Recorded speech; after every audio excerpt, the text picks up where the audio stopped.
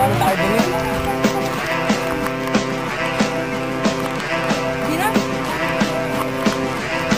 Buti po kayo. Si Alvin yung ano. Magandang. Hindi marami. Ay, di ulit. Kita kami ngayon. Yeah. Ano mga kasben?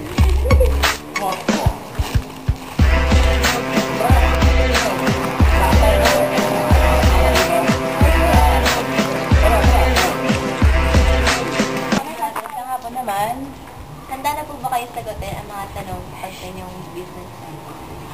Sige, huwag lang mahirap. Unang tanong po, bakit niyo po naisipan gawing business ang pag-aalaga ng hayop?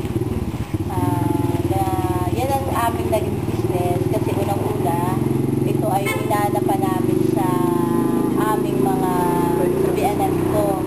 Yung family nila, yun doon nag-start na yung business nila. Kaya syempre, ang mga anak ang magpapatuloy nito. Para hindi masayang yung mga gamit, saka yung building, kami na ang bali nagpatuloy. Ilang taon na po ang inyong business? Bali, nagsimula yung business namin, 1983 pa. Ayan, 1983 pa hanggang 2008. Paano niyo po inumpisa ng inyong business? Nagsimula kami para makapagtayo kami ng sarili namin building. Sinanla namin yung lupa. Meron kami sa lupa dito. Tapos na sa bangko. Tapos yung ang ginamit namin pagpapatayo ng building. Magkano po ang inyong income sa business na ito? Tama na. Yung na yan, pagka kami ay, binibigyan kasi kami dito ng Pure Foods. Pure Foods na nagbibigay sa amin. Ngayon, sa kada ulo na dadating, may piso. Ngayon, kung halimbawa at 20,000 yung sisiw na dumating, ganun yung magiging kita, piso yung amin. Pero meron pa rin babayaran pa rin nila yung kuryente, yung sa tubig, yung pagod. Kaya umaabot siya ng isang harvest ng manok ay kikita ka doon ng mga 200,000. Magkano naman po ang investment per year?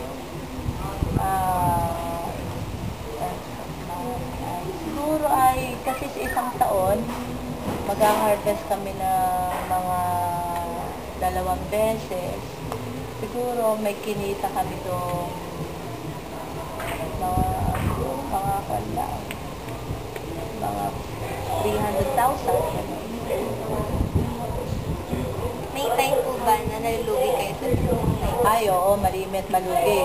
Lalo na kung natataon na summer yung paglalagay namin ng manok. Pagka summer, kasi mainit.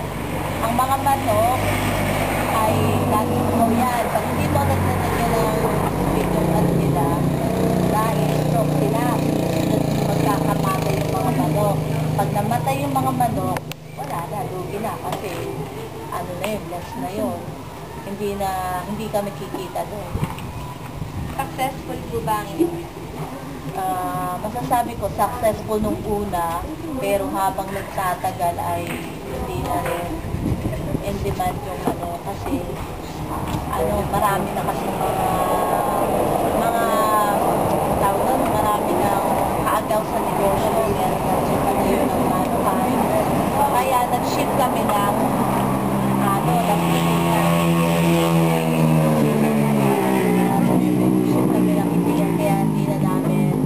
kasi yung balot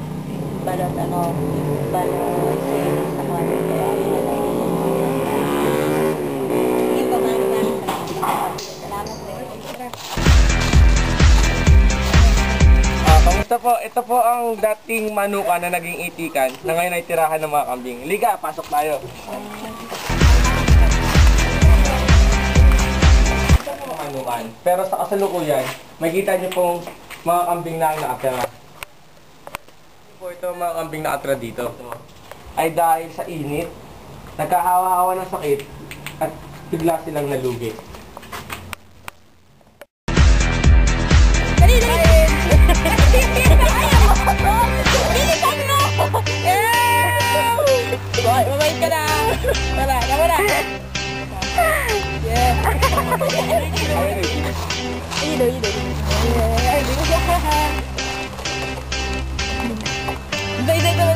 yan, hindi na. Ayun mo.